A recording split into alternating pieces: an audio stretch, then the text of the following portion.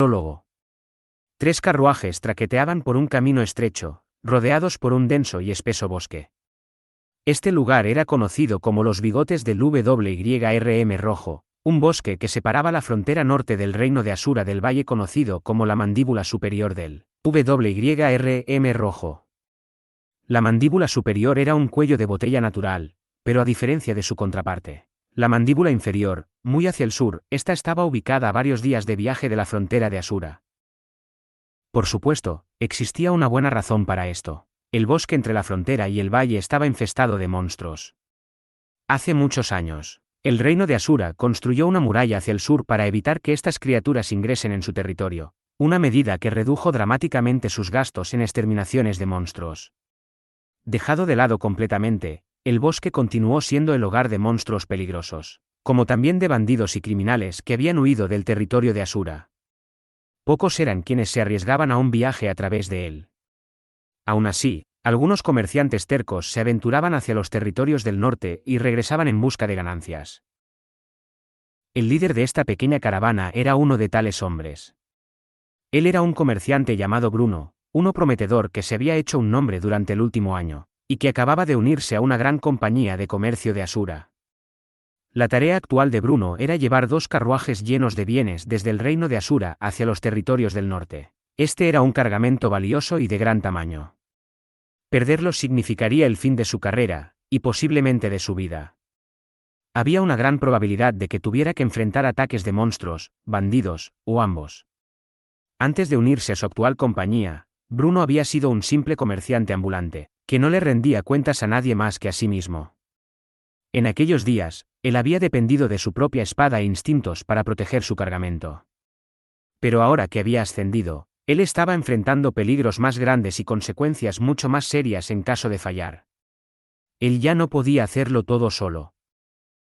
Afortunadamente, él podía costear los servicios de guardias profesionales.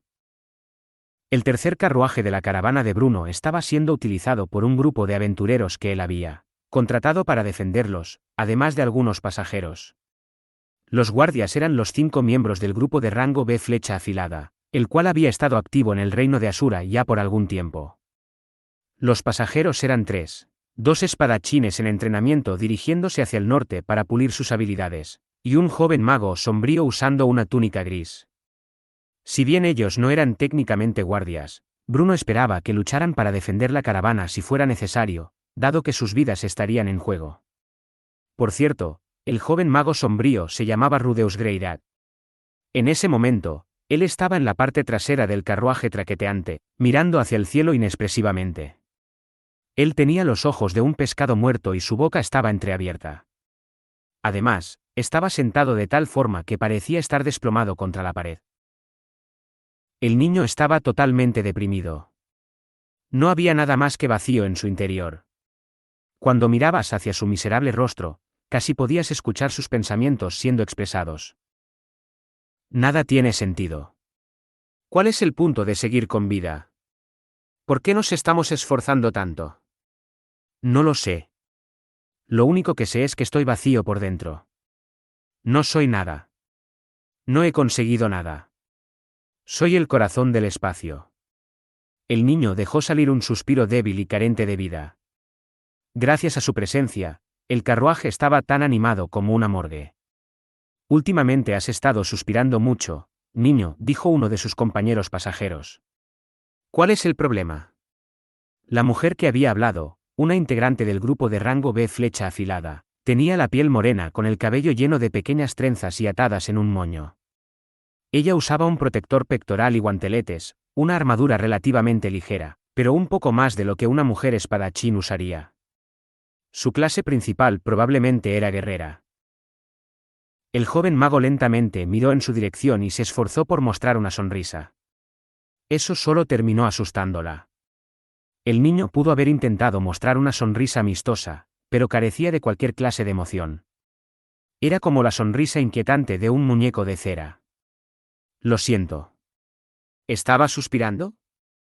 No se preocupe por eso, señorita. Estoy bien. Él había hablado con fuerza y enérgicamente, pero sus ojos todavía se veían carentes de vida y su expresión seguía triste. Era evidente que él quería estar solo. La guerrera no iba a darse por vencida. Bien, entonces dime. ¿Por qué te diriges hacia el norte? Ella había esperado que el mago la ignorara completamente. Con eso en mente, conseguir cualquier clase de respuesta era un buen comienzo. ¿Eso realmente importa, señorita? Quiero decir, supongo que eres un mago, pero ni siquiera has cumplido la mayoría de edad, ¿cierto? ¿Acabas de graduarte de alguna academia? Si estás buscando una aventura, yo comenzaría en un lugar un poco más seguro que los territorios del norte. Para ser justos, este mago sombrío se veía realmente joven. Él podría tener 12, o tal vez 13 años de edad, prácticamente un niño. Antes de responder, él nuevamente intentó sonreír. Aunque no resultó mejor que la última vez.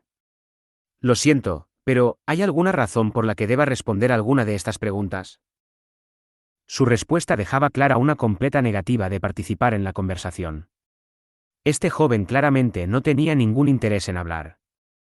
Evidentemente, él quería hundirse en su miseria hasta que el carruaje llegara a su destino. Algunos podrían considerar su actitud desagradable. Aún así, al final del día, esta era una conversación entre viajeros.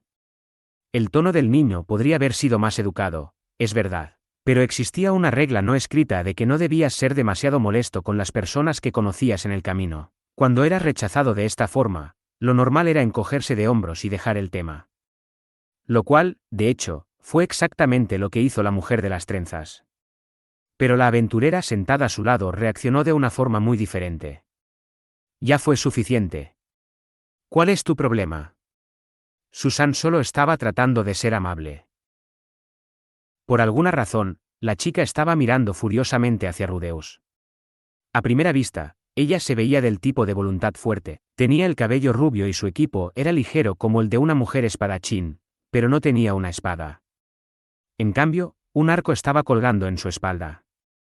Ella tal vez tenía alrededor de 15 años, joven para ser una aventurera, incluso si era mayor que el niño mago.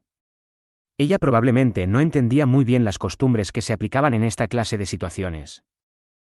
Rudeus se dio la vuelta hacia la chica y estudió su rostro cuidadosamente por unos segundos, para luego apartar la mirada. Cálmate, Sara. No es como si él estuviera buscando una pelea. Solo fue un poco directo, eso es todo. Pero has estado preocupada por él desde ayer, Susan. Dijiste que se veía deprimido, ¿cierto? Y ahora él está actuando como si lo estuvieras acosando o algo así. Así que la mujer con las trenzas era Susan, y la chica era Sara. Si bien el niño había apartado su mirada, él no estaba completamente desinteresado en su conversación, esto a juzgar por la forma en la que él seguía mirando de reojo hacia ellas de vez en cuando. Su sonrisa había dado paso a una expresión melancólica. Era difícil saber lo que estaba pensando. Después de un par de segundos, él habló una vez más. Tal como antes, su voz fue fuerte y clara, pero de alguna forma nada tranquilizadora. Me dirijo hacia el norte en busca de mi madre. Ella ha estado desaparecida desde el incidente de desplazamiento de Fitoa. Oh. Fitoa. Las dos aventureras se veían culpables. El desastre mágico en Fitoa había sido un evento impactante para los ciudadanos de Asura. Ni Susan ni Sara eran de la región, pero su grupo había trabajado ahí ayudando en los esfuerzos de reconstrucción, y habían encontrado refugiados extraviados en muchas ciudades durante sus viajes. La expresión sombría de este joven mago era la misma que ellas habían visto en los rostros de esas personas. Era la expresión de alguien que había experimentado una pérdida desgarradora. Sara no dijo nada en voz alta, pero por la mirada en su rostro, era evidente que ella se sentía mal por haber preguntado. Bien, entiendo, pero eso no te da el derecho para ser tan grosero. Ella todavía no estaba completamente satisfecha, pero el niño ignoró sus quejas y apartó la mirada, esperando que al fin lo dejaran en paz. La atmósfera al interior del carruaje solo se había vuelto más pesada. Las dos aventureras se retorcieron un poco en sus asientos, con expresiones de incomodidad en sus rostros. Pero, ¿cómo planeas buscarla? Los territorios del norte es un lugar enorme. Para la sorpresa de todos, Susan decidió seguir con el tema. Ella sabía que el joven mago iba a encontrar esto molesto, pero ella no quería pasar el resto del viaje sentada y soportando este silencio incómodo. La exasperación apareció en el rostro del niño, pero él mostró otra sonrisa fingida y se giró hacia Susan. Sí, supongo que tienes razón. Simplemente tendré que dar un paso a la vez. Bien, pero ¿tienes alguna idea de dónde comenzar? ¿Alguna clase de pista, o alguien que conozcas ahí? Viajar solo no es fácil, ¿sabes? ¿Qué pensamientos estaban atravesando la cabeza del niño en este momento? Tal vez algo así como, ¿ella va a seguir hablándome por el resto del viaje? O tal vez, no quiero alargar mucho la conversación. Pero si la rechazo de nuevo, esa chica podría enojarse conmigo. Si quieres, yo podría darte un pequeño resumen de los territorios del norte. Es mejor saber algunas cosas del lugar que nada en lo absoluto, ¿no crees? El niño dudó por un momento, pero entonces dejó salir un pequeño suspiro. Claro. Por favor, hazlo. Aunque su expresión no sugería ninguna clase de interés o curiosidad. Aparentemente, Susan estaba bien con eso. Ella decidió que esta respuesta era mejor que nada. Muy bien. Límpiate la cera de los oídos y escúchame, niño. Los territorios del norte era el nombre que la mayoría de las personas usaban cuando se referían a la región norte del continente central. En general, era una tierra dura. Las cosas no eran tan desoladas como en el continente demoníaco, pero ya que la nieve cubría el suelo un tercio del año, era difícil mantener las cosechas. La comida estaba lejos de ser abundante. La mayoría de las naciones en esta región eran pobres y débiles, y frecuentemente luchaban por los escasos recursos mientras sus ciudadanos apenas lograban subsistir. Además, había muchos monstruos, y la mayor parte de ellos eran mucho más fuertes que los encontrados en el reino de Asura. Esto atraía a guerreros en entrenamiento y aventureros veteranos, pero eso no era suficiente para hacer prosperar la región.